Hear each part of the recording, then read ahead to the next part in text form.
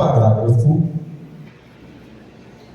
Filipenses capítulo 2, versículos 5 a 11. É o texto que vamos ler agora para uma breve meditação. Em um dia como esse, é muito propício, muito oportuno, para falarmos do dono da festa. O motivo principal, o nome mais propagado, mais exaltado, o nome que deve ser lembrado por todos nós, o nome que deve ser, de fato, enfatizado, a pessoa que deve ser adorada e engrandecida nesses dias. É bem verdade que o verdadeiro sentido do Natal tem sido ocultado, e o personagem principal tem sido substituído por Papai Noel e algumas outras figuras ou ações ou atitudes, mas para aqueles que são discípulos do Senhor Jesus, sem dúvida alguma, temos absoluta certeza que Jesus continua sendo o personagem principal. Glória a Deus. A Ele, portanto, toda a glória e todo louvor. Filipenses 2, 5 a 11. 5 a 11. Eu estou aqui com a Bíblia corrigida, revista e corrigida, e nós vamos ler dessa versão.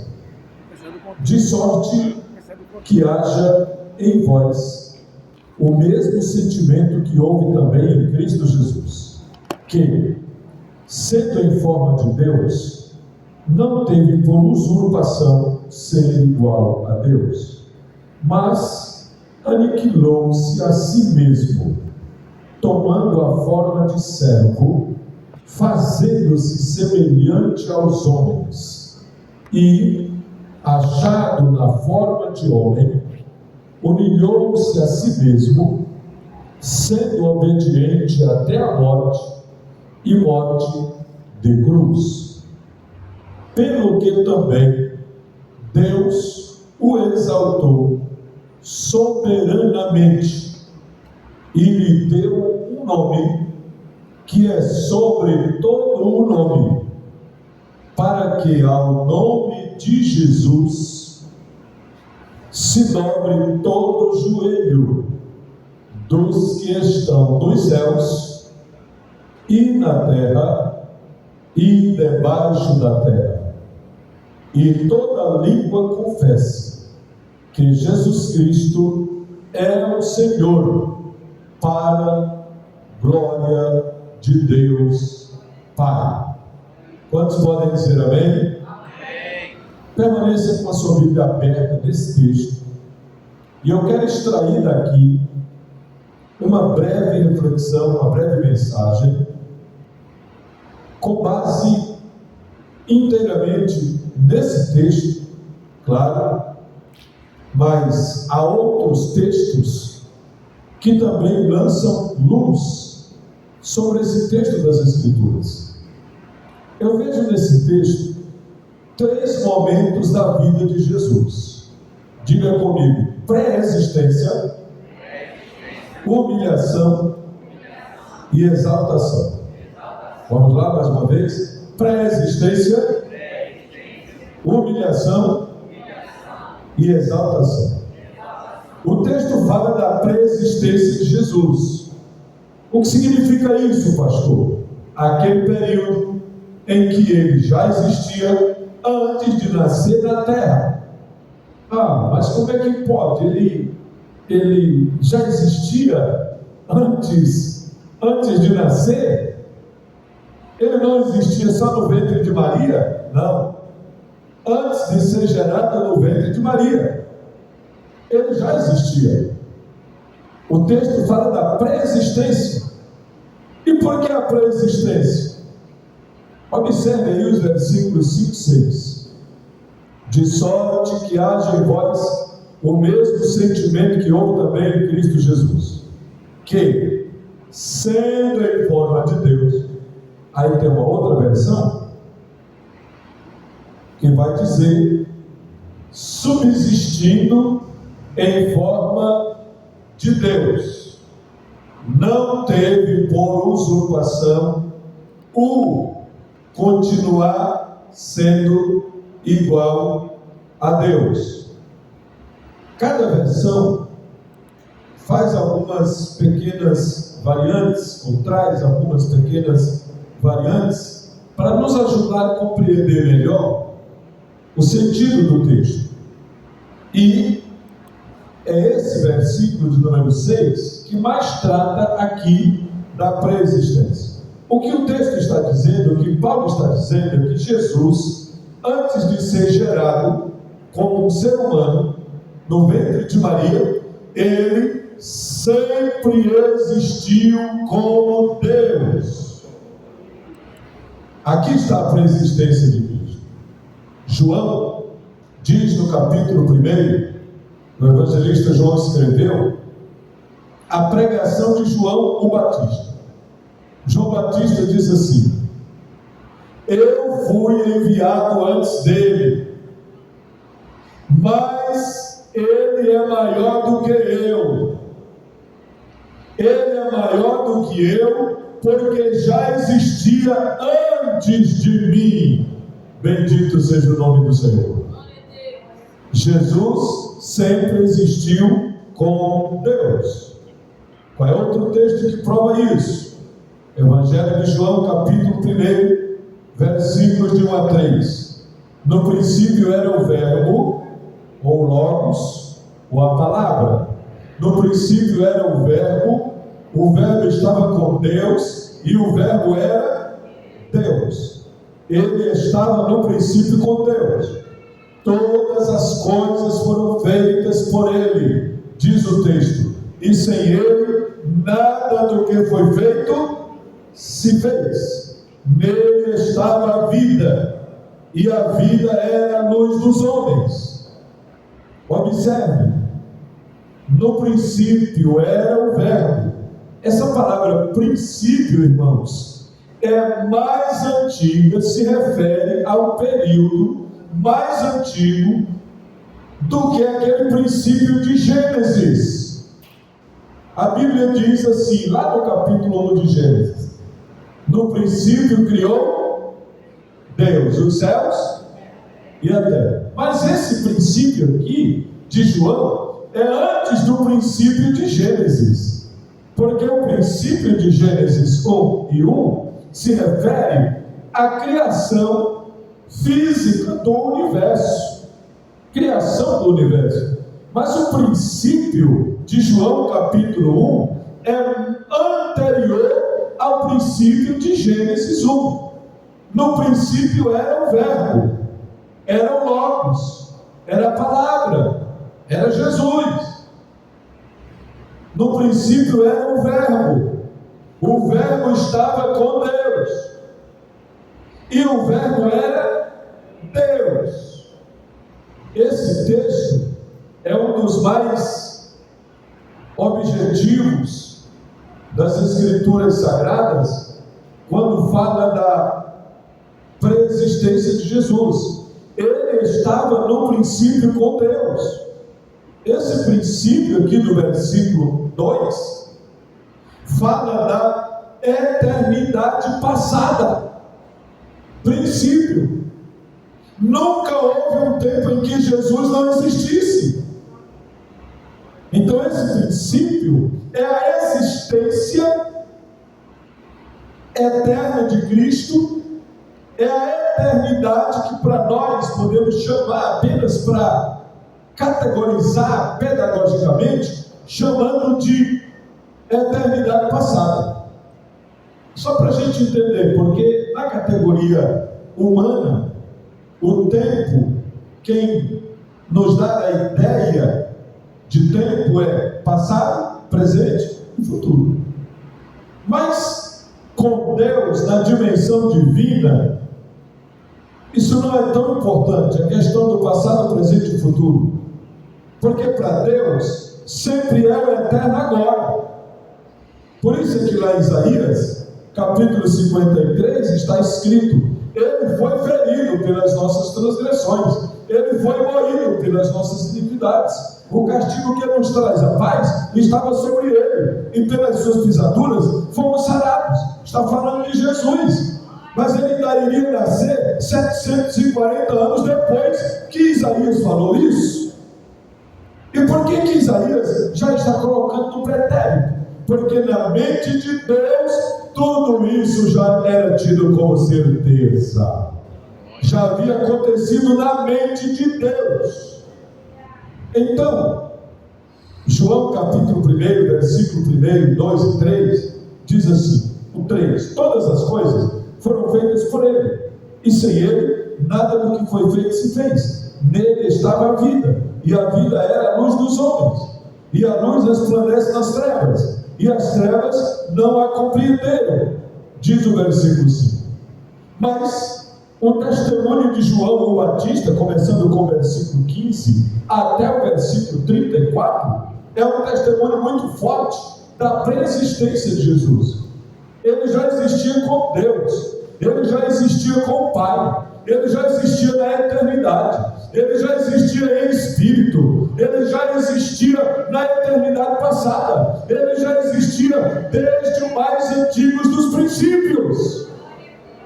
Bendito seja o nome do Senhor.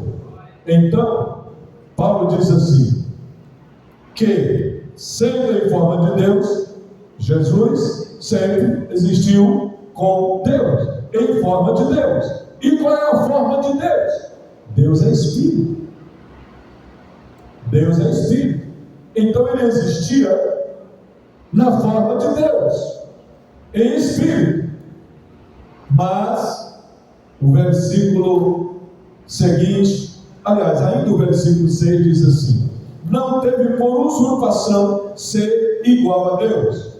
A tradução melhor seria: não teve por usurpação, ou não tomou para si essa glória de querer continuar sendo apenas Deus.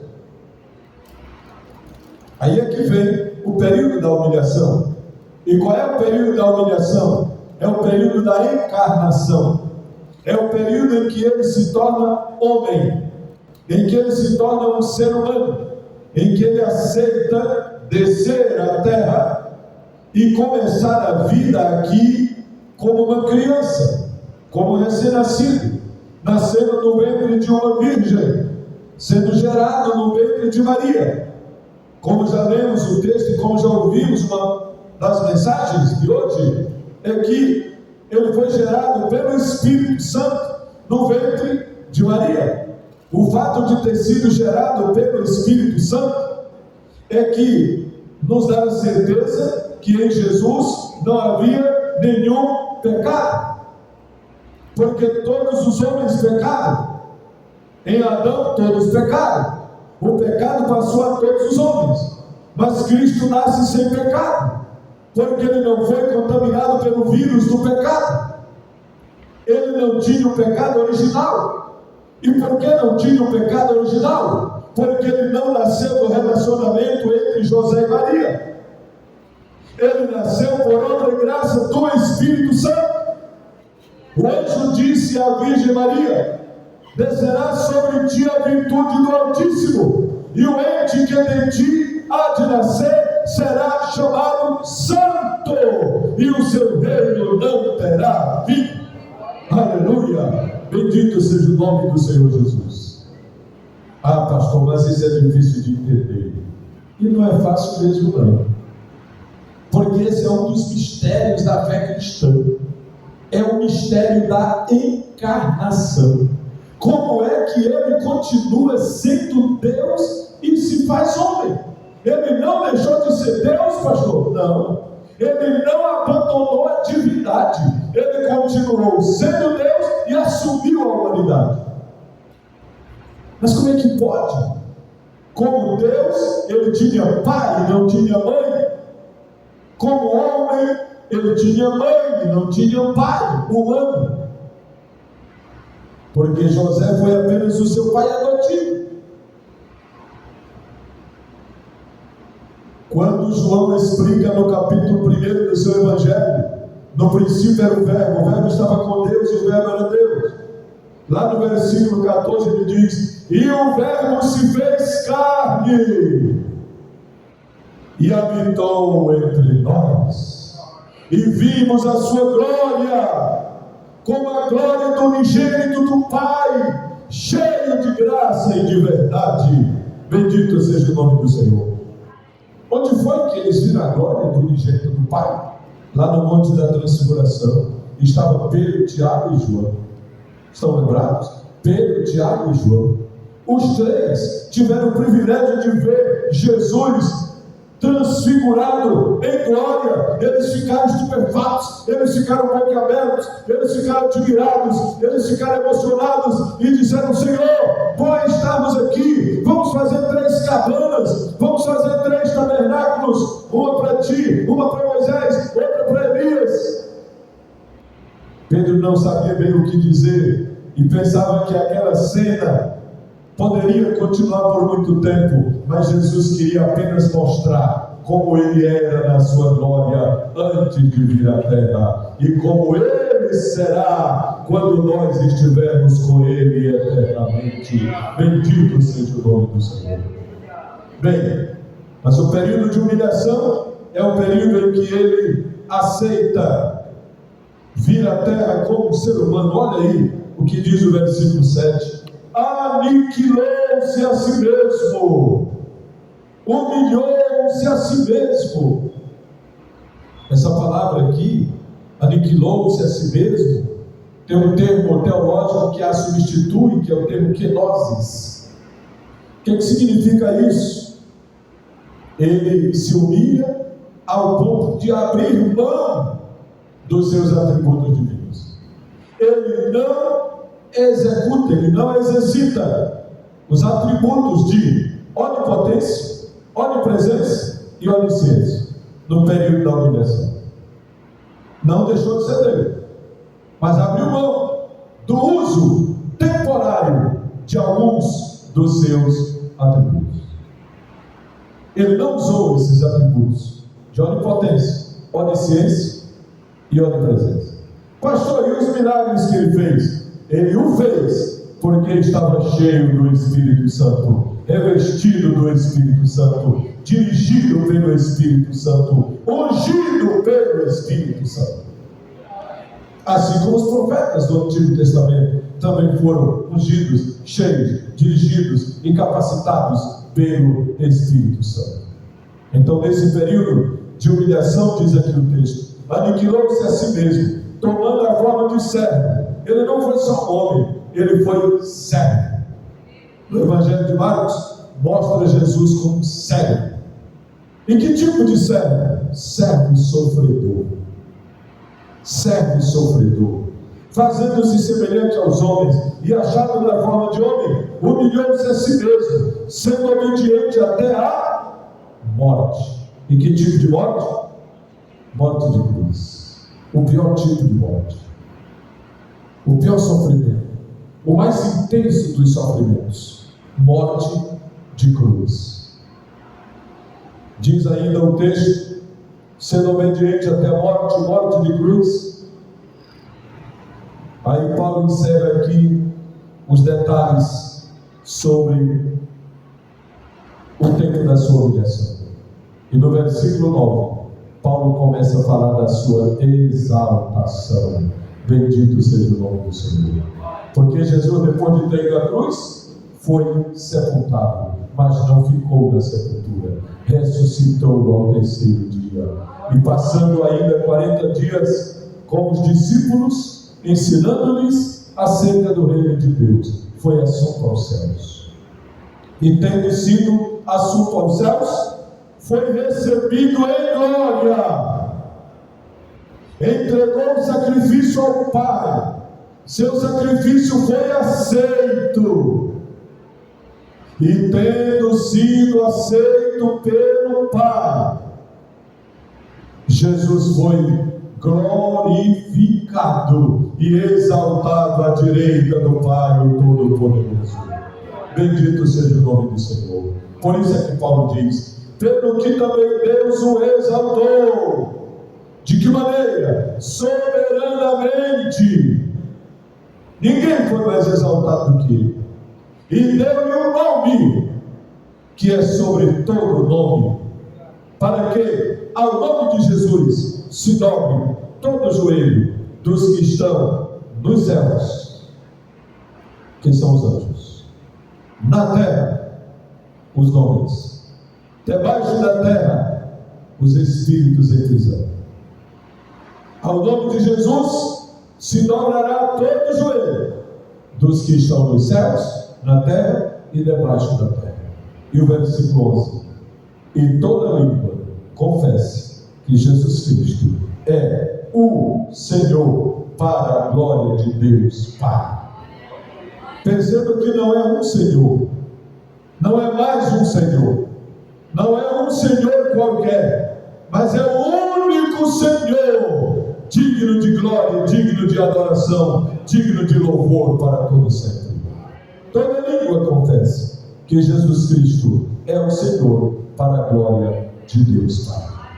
Assim, o texto mostra a preexistência de Cristo, a preexistência de Jesus.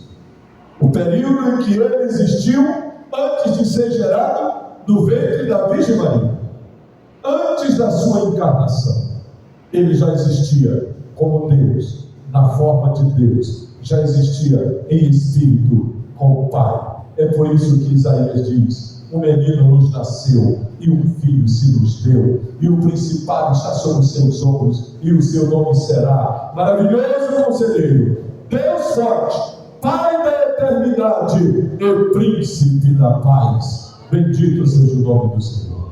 É a Ele que adoramos, é a Ele que servimos, e é nele que estamos esperando. Que Deus nos ajude, que Ele nos abençoe, para que brevemente tenhamos também o privilégio de nos encontrarmos com Ele nas nuvens dos céus e estarmos com Ele eternamente, para o vermos, para o contemplarmos assim como Ele é, e também sermos semelhantes a Ele, para a nossa alegria e para a glória de Deus Todo-Poderoso. Que o Senhor nos abençoe, que o Senhor nos ajude hoje e eternamente. Há alguém aqui nesta noite